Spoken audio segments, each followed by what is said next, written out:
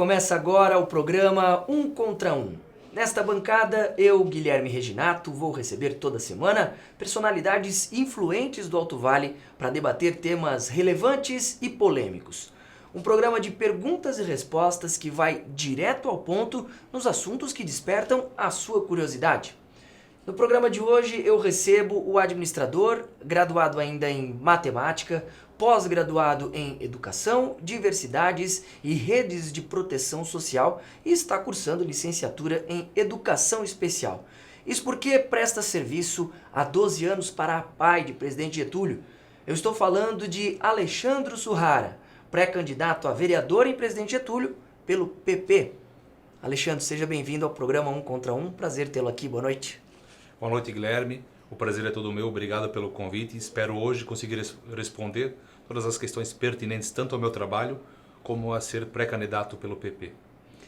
E a dinâmica do nosso programa, para quem não o conhece, é muito simples. Neste primeiro bloco falaremos de política nacional.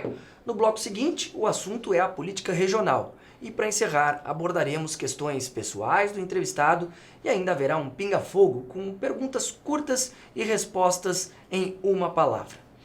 Bom, Alexandre, no próximo bloco, onde a gente aborda as questões da política regional, nós vamos entrar mais a fundo na tua parte profissional, no teu trabalho que você desenvolve aí ao longo de mais de uma década na APAI. Mas antes disso, eu gostaria que o senhor fizesse uma avaliação, já que a gente está falando do âmbito nacional neste primeiro bloco, sobre a postura da nossa sociedade em relação às pessoas com necessidades especiais. Na sua opinião, há um descaso da nossa sociedade em relação a isso? Bom, Guilherme, pergunta bem pertinente. Falando em cenário nacional, hoje, como a PAI vai ser respondida no outro bloco, mas eu vou falar que hoje dos 5.500 municípios que nós temos no nosso Brasil, nós temos 2.200 APAIs. Hoje eu acredito ainda que a LBI que foi criada em 2015 para fundamentar a parte jurídica dos deficientes ainda não está sendo cumprida. Se você andar nas calçadas regionais, estaduais, você vai ver que ainda não existe a acessibilidade, já é um descumprimento.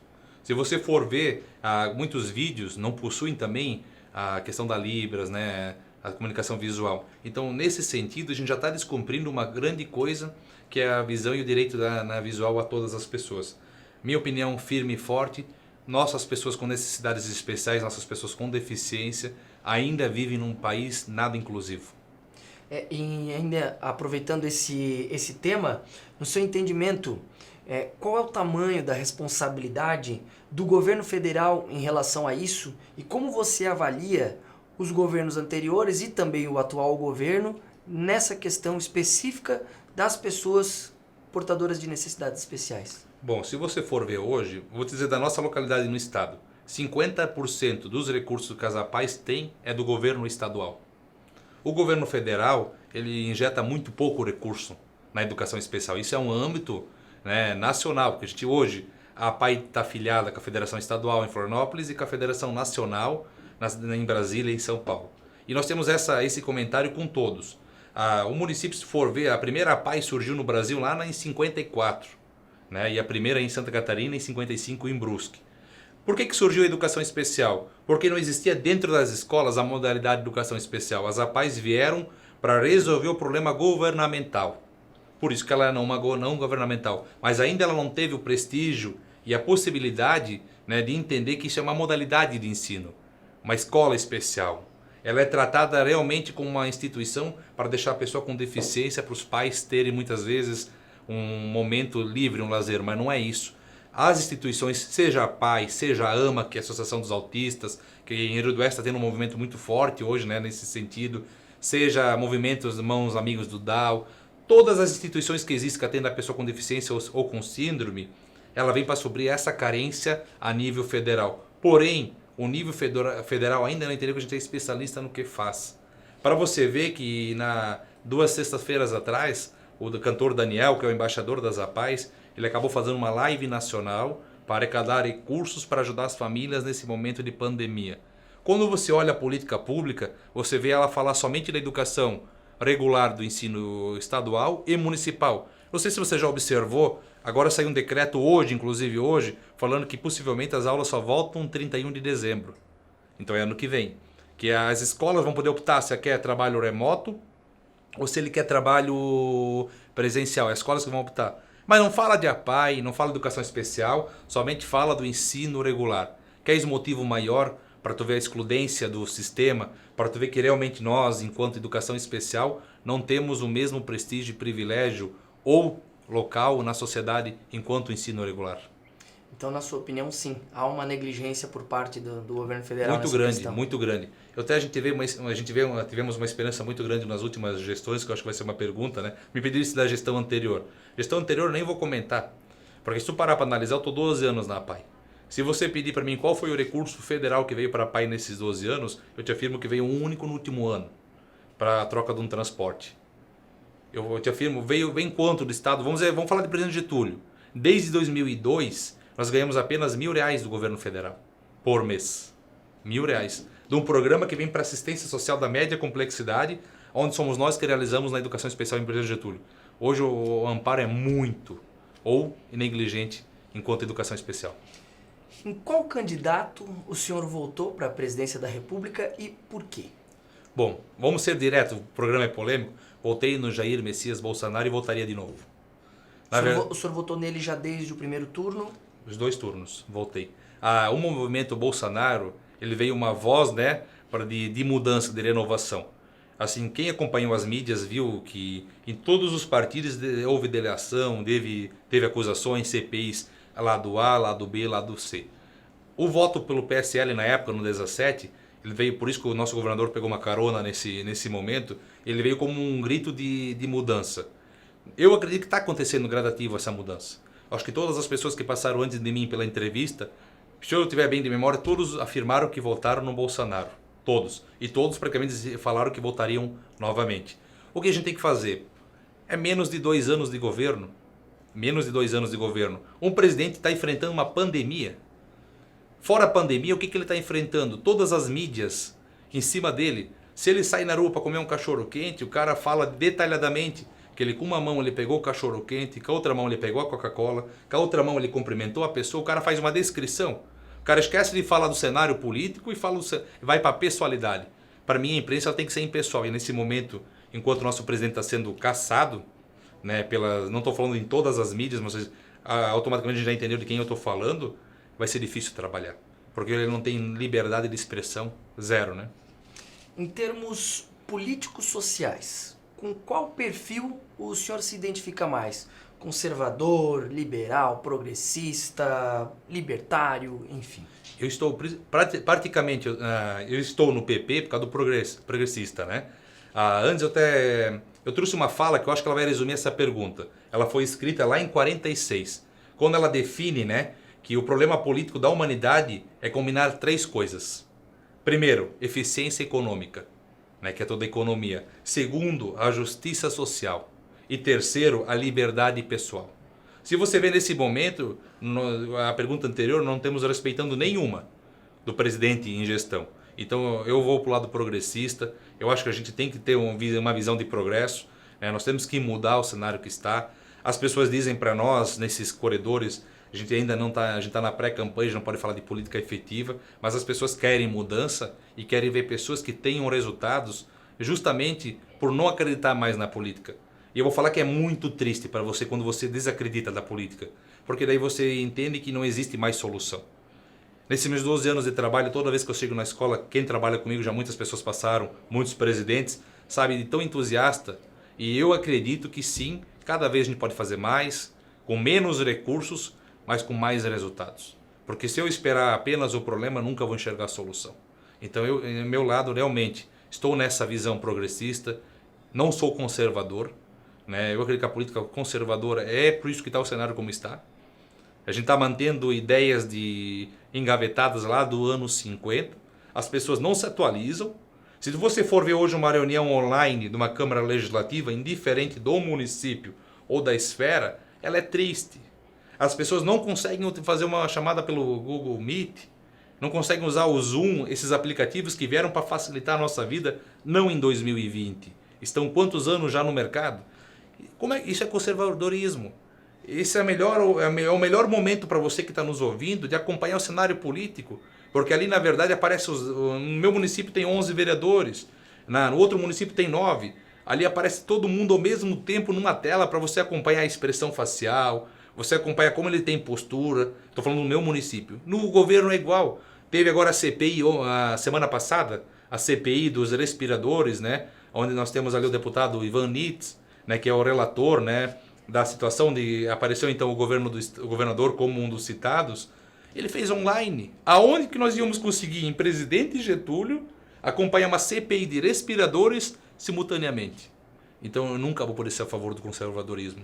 Perfeito, está explicado. E para a gente finalizar esse nosso primeiro bloco, eu gostaria de saber, já fiz essa pergunta para outros entrevistados também, qual, na sua opinião, foi o melhor presidente da República, isso pode incluir o atual presidente também, e qual foi o pior também? Por quê?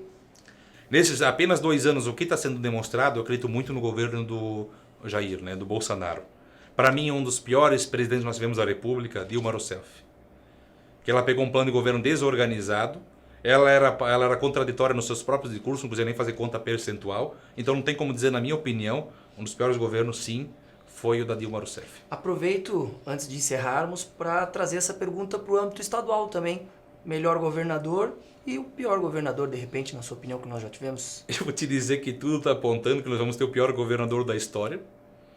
Tudo está apontando para isso, não sou eu que estou falando, né? Que é o Moisés, né? Está apontando. Ele fez uma promessa publicamente que ele ia optar por um dos 2 salários. Que ele ia ficar como o salário do bombeiro militar ou como ou governador. E se você puxar o portal da transparência para quem sabe usar, hoje o rendimento dele é 80 e poucos mil que ele optou por...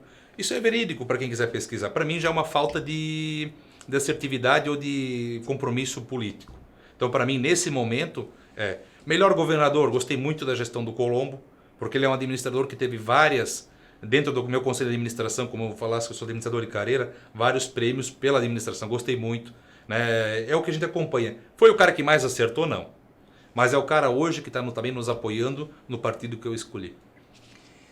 Então, com essas perguntas, nós encerramos o primeiro bloco, onde tratamos do âmbito da política nacional, aqui com Alexandro Surrara, ele que é pré-candidato a vereador pelo PP na cidade de Presidente Getúlio. Nós voltamos na sequência para falar então de política regional. Eu volto já.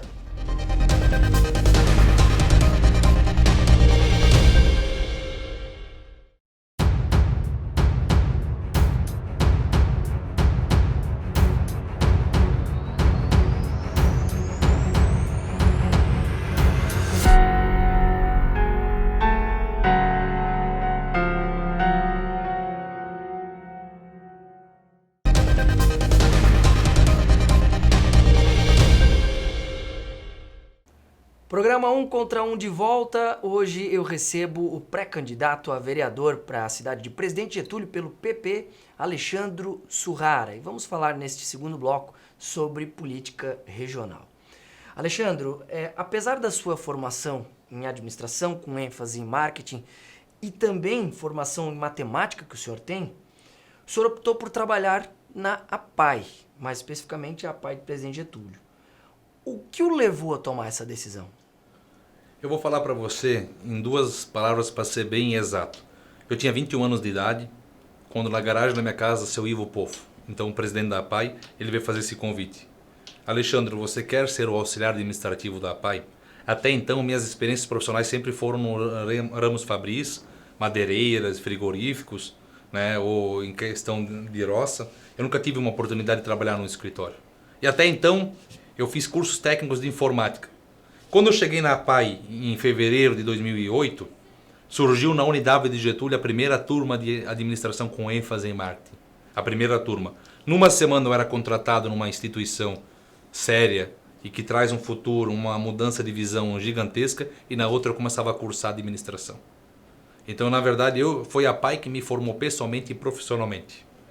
O que me fez fazer administração foi entrar dentro de uma escola, começar a trabalhar uma semana na questão administrativa, na outra ter a oportunidade de cursar uma faculdade. A importância das APAIs, isso em todo o país, é algo indiscutível. Porém, para sobreviver, nós sabemos que as APAIs precisam não só do apoio da comunidade, mas também do apoio do poder público. Eu gostaria de saber justamente como é essa relação entre a PAI e poder público, em especial na sua cidade, a cidade de Presidente Getúlio? Eu não vou falar da cidade de Ibirama e de Dona Ema, porque são outro. Eu vou falar de Dona Ema. Dona Ema eu vou falar porque nós atendemos Dona Ema. Eu vou te dizer que hoje, em Presidente Getúlio, teve uma polêmica muito grande nas últimas semanas na Câmara de Vereadores, onde foi apontado que atualmente o município passa 270 mil mensal para a PAI. Só que na verdade hoje o município de recurso próprio ele está passando 90 mil do recurso da educação. Isso em Presidente Getúlio. Presidente Getúlio. Nós recebemos, para completar esse valor que eu acabei de citar, ele vem em nível Ministério da Saúde. Porque as APAIs hoje elas fazem um atendimento na educação, na saúde e na assistência social, em 3 áreas. E a saúde, no nosso município hoje, tu não tens um neurologista, tu não tens um terapeuta ocupacional. E muitas vezes tu não tens hora disponível de fono ou de físio. A PAI hoje tem 7 profissionais da saúde que são contratados através de uma contratualização com o SUS, só que para atender exclusivamente as pessoas com deficiência intelectual. Então ele não é aberto à comunidade para ter consultas com um neurologista. Eu vou te falar que, né, em todo respeito à administração atual, eu acredito que o valor de hoje, em vista a todos os municípios na região, nós somos uma PAI que a gente está defasada. Não estou sendo ingrato. Se não tivesse esse valor, não conseguiríamos administrar. Só que essa conversa que eu estou fazendo com você, Guilherme, é a mesma conversa que a gente fez com o gestor municipal, fizemos com o secretário de administração, não somente na minha pessoa enquanto diretor, mas na pessoa do presidente São José Quinis, na pessoa do Anestor da Silva, que é o nosso tesoureiro. Nós sempre chegamos com documentos, com relatórios financeiros e qual é a real necessidade para tu administrar uma PAI do tamanho que está a nossa. Hoje um aluno na escola, ele tem desde a avaliação técnica, que hoje se você for buscar particular é quase R$2.000 para tu fechar um laudo. A PAI fornece isso gratuitamente para a família e mensalmente você tem professor, você tem alimentação, você tem transporte e mais atendimento técnico, quando não encaminhamento de benefícios. Como por exemplo, hoje tu comprar um carro sem o IPI, ou tu faz o processo com redução e depois tu não paga, a PAI faz todo esse processo de graça para os familiares. Por assinatura, hoje a gente tem cadastro no Conselho Nacional, né, de Saúde, o CNES. Então a família pode chegar na PAI, a gente faz todos os documentos abaixo da Receita Federal, estadual, assina, a família só tem o trabalho de chegar na Receita e entregar os documentos. Se você for fazer isso autônomo ou numa empresa, ela vai te cobrar um salário mínimo. Então hoje a gente tem o benefício local, interno, onde tens um atendimento magnífico por professores todos formados. Além das aulas de sala, tu tens aulas específicas de artes, informática, educação física. E tu tens 7 profissionais, fono, físio, terapeuta ocupacional, assistente social, psicólogo, neurologista e clínico geral. Estou falando da PAI de Getúlio. Todos os alunos gratuitamente possuem esse atendimento. Então eu falo para você que o município ele poderia aumentar o valor, que ainda seria barato manter o serviço da PAI. E sabe por como eu te resumo isso? Porque se nós não tivéssemos convênios, contratualização com o SUS, esse nosso público estaria todo na fila do posto de saúde. Então nós evitamos um gargalo municipal, né? Esse mesmo público estaria lá na assistência social. E o senhor tem abertura com a prefeitura municipal? Isso eu não posso dizer que eu não tenho. Hoje nós conseguimos falar com o prefeito sem agendamento. Nós chegamos lá, por respeito, acredito que o gestor ele já foi presidente de outras entidades, bombeiro, ministro de igreja, ele sabe como funciona uma associação, ele tem esse conhecimento. Nós temos abertura de chegar, conversar, dialogar. Muita gente não tem agilidade na resposta que a gente pede. Que é diferente, tu me perguntar uma coisa e tu me fornecer a resposta. Muitas vezes a agilidade na resposta não sai no momento que a gente gostaria que saísse, porque hoje uma pessoa com fome ou com necessidade, ela não pode esperar. Uma instituição sem recurso não consegue operar. Então, entende? Essa muitas vezes eu acho que ainda está muito engessado. Eu sei que tudo existe secretário, existe gestor, existe diretor, existe uma hierarquia muito grande, mas geralmente a gente tenta resolver com quem resolve a situação. Perfeito. Pelo que me consta, o PP é o seu primeiro partido e o senhor se filiou, inclusive, esse ano ao PP. Por que a escolha por esse partido, Partido Progressista? Primeiro, eu acredito que pela minha fala, a minha linha é muito de direita. Eu sempre acreditei muito na direita. Eu sempre acreditei que nós não poderíamos pagar muitos impostos para o governo. Hoje a esquerda ela é muito socialista. Ela acredita que a gente tem que ter uma carga tributária abusiva para termos atendimentos públicos com eficiência. Isso está lá para quem estuda a história da esquerda. A linha da direita ela já é mais capitalista, mas é mais, como vou te dizer, ela incentiva muito o empreendedor. Ela baixa a carga tributária, ela deixa o livre-arbítrio empresarial, onde tu não vai ter uma tributação tão massiva e tu vai ter mais empresários, microempresários. Porque hoje o grande problema de tu ter uma empresa, né, que nem nesse momento do Covid, é conseguir pagar os impostos. Muitas vezes tu deixa 15, 20 dias fechado, mas os impostos não foram anulados. Eles até podem ser sido postergados, mas uma hora você vai ter que pagar essa conta. Por isso a minha linha principal de estar na direita é acreditar muito mais no individualismo, né? Porque eu vou chegar numa APAI que nem a nossa. Nós temos 14 profissionais contratados pela APAI. Que nem eu já citei a saúde, temos motoristas, serviços gerais, eu sou contratado pela APAI. Enfim, temos mais 20 professores cedidos pelo Estado. Hoje é uma gama grande de profissionais. Como é que uma coisa coletiva vai servir para todos se são vários vínculos? Então, na verdade, o meu acordo ele tem que ser individual com cada servidor. E porque um servidor vem de uma cidade, outro vem de outra, um tem uma função. Como é que eu vou ter planos de salário, cargos e salários dentro de uma decisão coletiva? Então, essa é a minha visão, por isso que eu optei. Felizmente, também, nós temos eleito, né, como suplente posteriormente, né, talvez eu já estou falando hoje, né, mas vai assumir um cargo federal. Uma pessoa que teve uma história exemplar enquanto prefeito, para mim inspirou. E tenho muitos amigos empresários hoje na cidade que estão no mesmo partido. Então, em respeito não somente pelo gestor Nilson Stanzak, mas por muitos empresários que são da mesma linha minha da direita, eu optei por esse partido. E o que motivou o senhor a entrar para a política, já que é a primeira vez que o senhor está se candidatando para um cargo eletivo? Eu vou falar o que eu falei para pessoas que me pediram, fizeram a mesma pergunta. Por que, Alexandro, você decidiu ser pré-candidato? Você não está contente na APAI? Na verdade, eu não estou contente como a APAI está sendo vista politicamente. Nas políticas públicas. Eu acho que nós não temos representatividade hoje legislativa. Acho que não, tenho certeza. Se você chegar você tem hoje no município não só a APAI, você tem escolas onde tem o segundo professor. O município abriu um concurso que está chamando para abrir o AEE, que é o Atendimento Educacional Especializado. Hoje a educação especial ela saiu somente da APAI. Só que se tu chegar hoje numa Câmara de Vereadores municipal e pedir para tratar sobre o assunto de educação especial, vai ser nulo o conhecimento. Esse é o primeiro motivo por eu ter escolhido a ir como pré-candidato. Claro que o meu nome está à disposição. Se eu me tornar candidato depende muito da convenção, perfeito. O segundo motivo, que eu acho que a gente pode fazer muito mais pela escola do que a gente já fez estando no governo. Tu tendo acesso direto a recursos federais, estaduais, como a gente dá para perceber que a gente tem uma comunicação aberta com várias esferas municipais, muitas vezes tu chegar lá sem uma representatividade não vai servir. Eu estive na Câmara Legislativa em conversa com o presidente Júlio Garcia em dezembro do ano passado. Ao chegar ao gabinete dele, ele estava com o seu Edson Fagundes, que facilitou a nossa ida, um assessor deputado federal. Todos os gabinetes perguntavam, você é prefeito ou vereador? Ninguém perguntou, você é diretor de uma APAI? Você é membro de alguma associação de bairro? Você representa, né? Você me entende?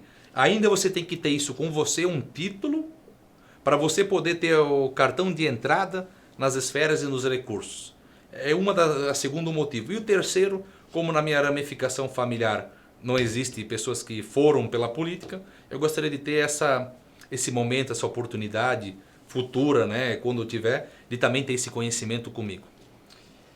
E presidente Getúlio, eu não poderia deixar de entrar nesse assunto. Recentemente aconteceu um episódio bastante polêmico envolvendo o Executivo e também a Câmara de Vereadores, onde teria acontecido, em meio à pandemia, uma reunião presencial a portas fechadas para o público para aumentar o salário dos vereadores e também do prefeito. Isso acabou gerando uma grande polêmica, o prefeito acabou vetando esse aumento. Como o senhor enxerga isso e qual seria a sua posição caso o senhor estivesse vereador neste momento? Bom, qual seria a minha posição primeiro, depois eu vou falar o que eu achei dessa situação. Eu até gravei um vídeo, né, falando 2 dias depois do episódio na minha página oficial. Minha posição. Eu levantaria naquele momento na casa. Primeiro, não sei se eu estaria na reunião, uma vez que o governador ele proibiu a presença de pessoas, né? Não sei mas se eu estivesse na reunião, eu levantaria, mesmo que fosse o único voto, seria contrário ao aumento. O que eu enxergo?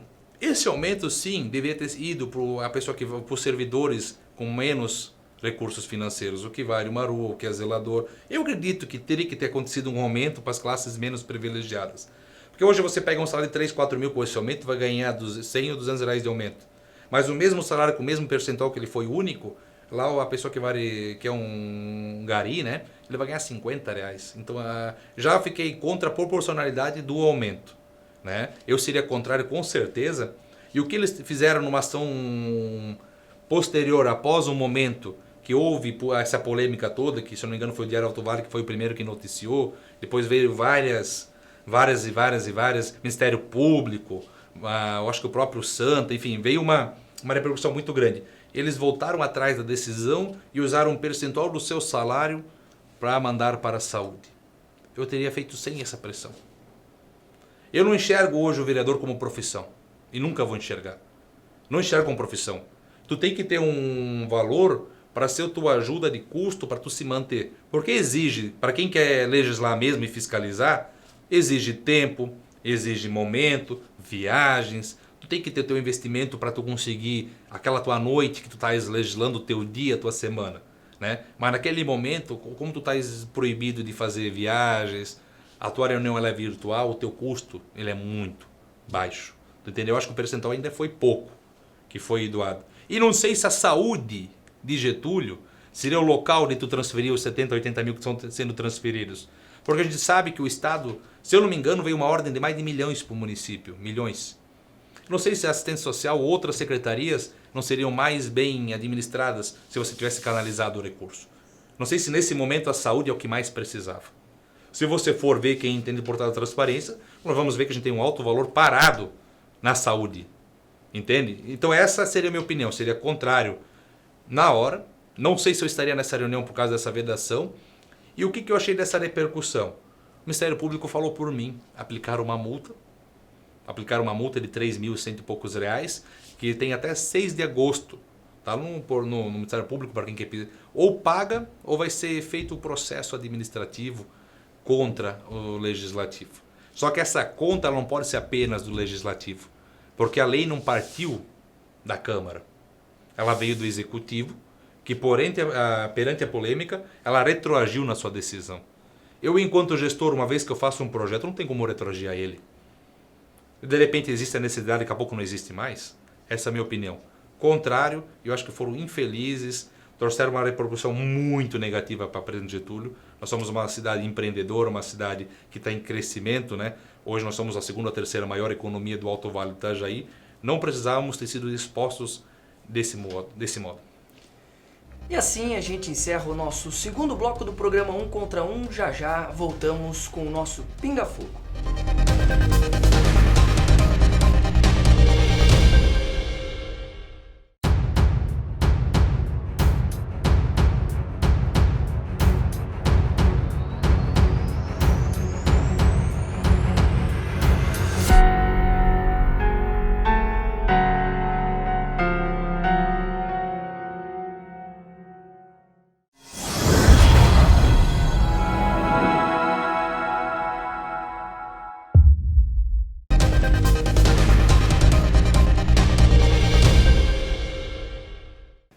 Estamos de volta com o programa 1 contra 1, hoje recebendo o pré-candidato a vereador na cidade de Presidente Getúlio pelo PP, Partido Progressista, Alexandro Surrara, ele que é diretor da APAI do município. Neste bloco nós abordaremos algumas questões pessoais do pré-candidato, e também teremos o nosso Pinga Fogo, onde eu farei perguntas em uma palavra e também espero do entrevistado uma resposta curta, melhor em uma palavra.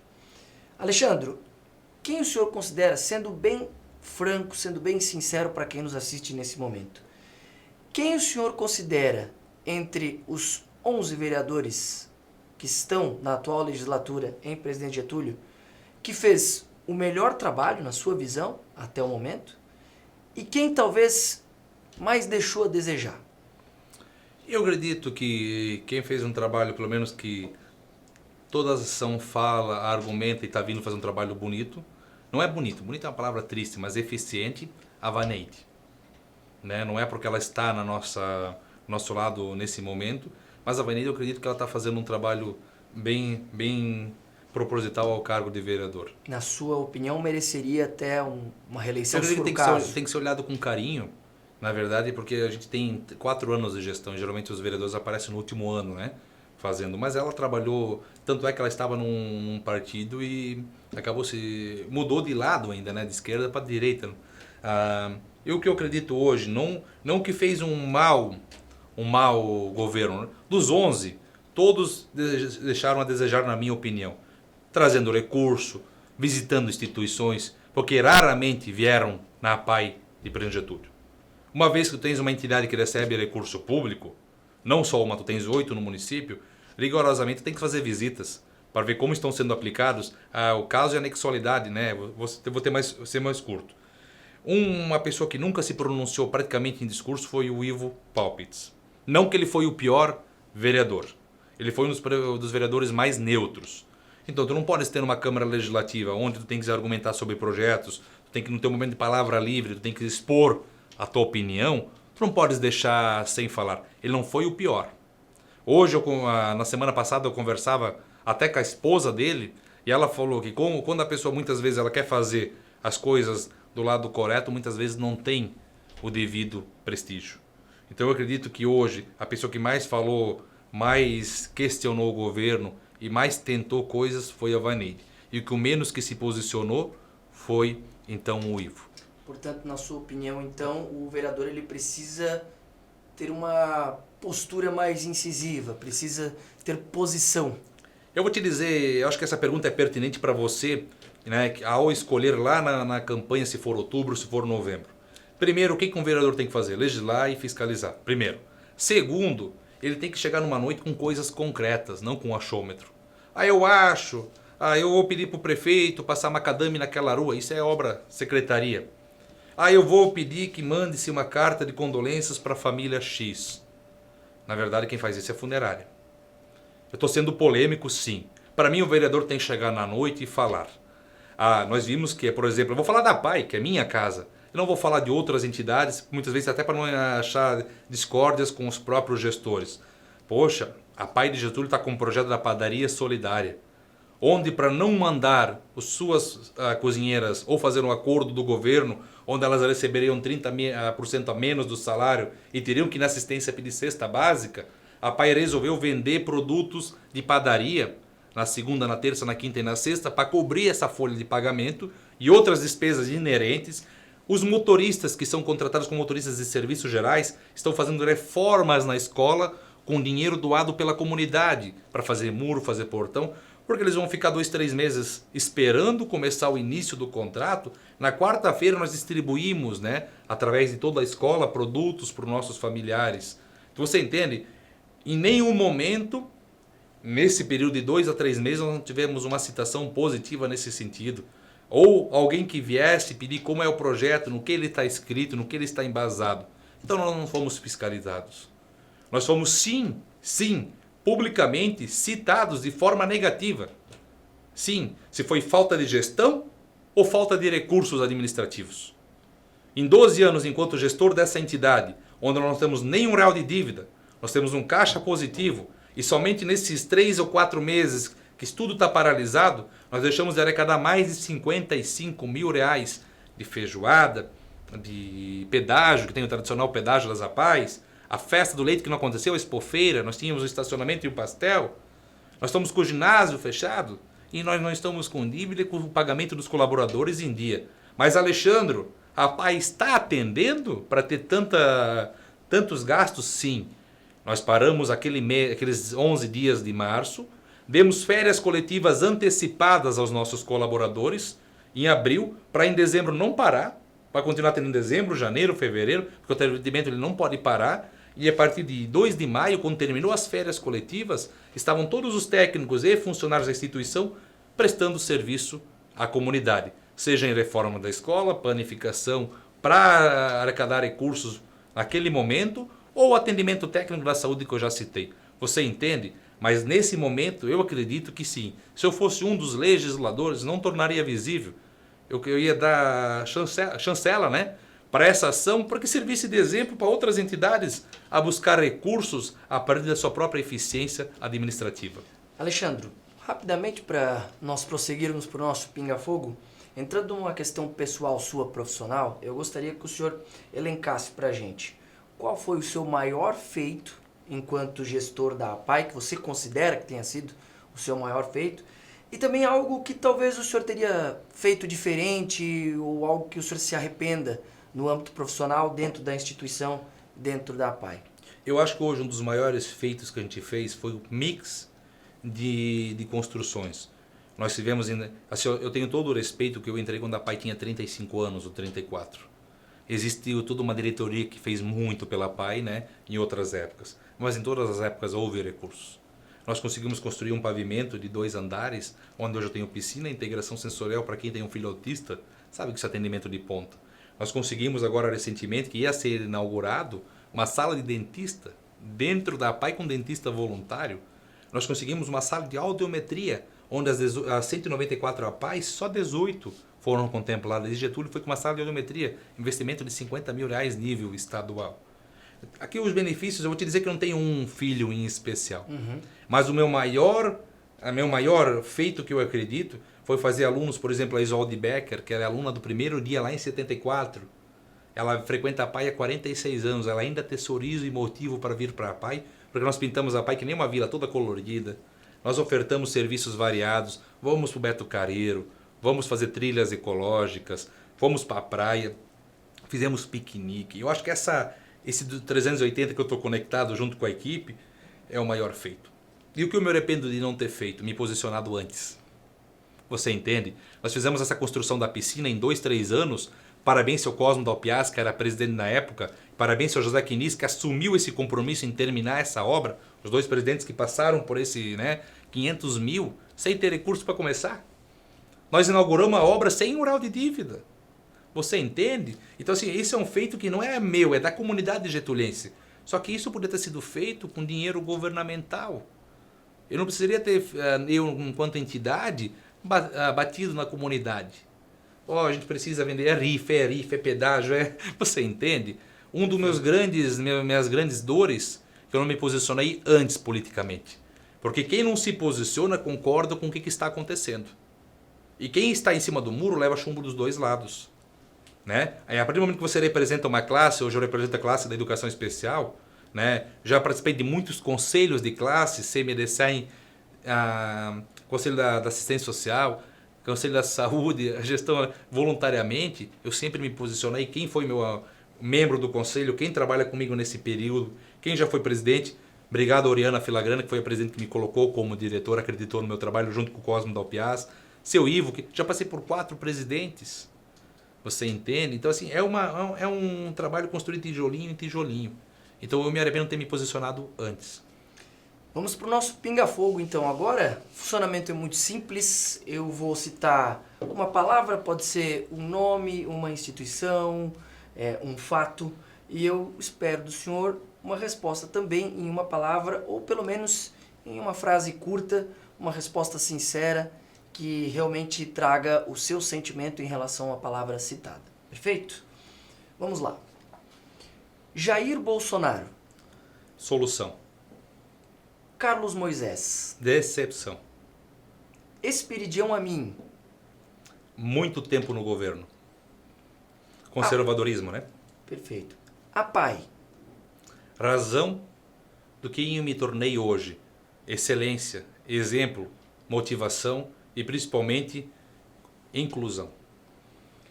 Câmara de Vereadores de Presidente Getúlio. Apática. Partido Progressista, o seu partido. Solução para presidente Getúlio. Acessibilidade no Brasil. Péssima. Nelson Virtuoso, atual prefeito. Mal assessorado. Nilson Francisco Stanzak. Admiro muito, né? E é um futuro empreendedor federal para o município. Nós temos muito a ganhar quando ele assumir como federal. Já ganhamos muito como executivo. Então é o progresso de Presidente Getúlio. Progresso. Lúcia Steinzak. Futuro. Política para mim é Arte de negociar. Sem jeitinho brasileiro. em uma palavra, uma qualidade sua Transparente. e um defeito? Ansioso, né? E não deixo nada para amanhã. E pra gente finalizar, o Brasil precisa de Mudança. Mudança e com certeza progresso. Tá certo. Assim nós terminamos a nossa entrevista com o pré-candidato a vereador na cidade de Presidente Getúlio, Alexandro Surrara, ele que é atual diretor da APAI, diretor já há mais de uma década. Alexandre, eu gostaria de agradecer a sua participação, sua presença aqui no programa Um Contra Um. Guilherme, eu gostaria de finalizar, igual eu faço em todas as entrevistas, se você me permitir, citando uma frase. Por favor. Sempre se concluirá que quando os ricos protegem os direitos dos pobres, os pobres protegem a propriedade dos ricos. Então, enquanto nós não nos colocarmos na equidade social, nós vamos viver uma igualdade não social. Esse seria o finalizar. Obrigado por quem nos acompanhou. Espero que a APAI continue sendo, comigo, com os presidentes que virão, um exemplo não só para Presidente Getúlio, mas para toda a região. Muito obrigado. Boa noite. Obrigado mais uma vez. E assim nós concluímos mais um programa Um Contra Um. Em breve voltamos com mais uma entrevista relevante e polêmica para todo o nosso Alto Vale. Até lá!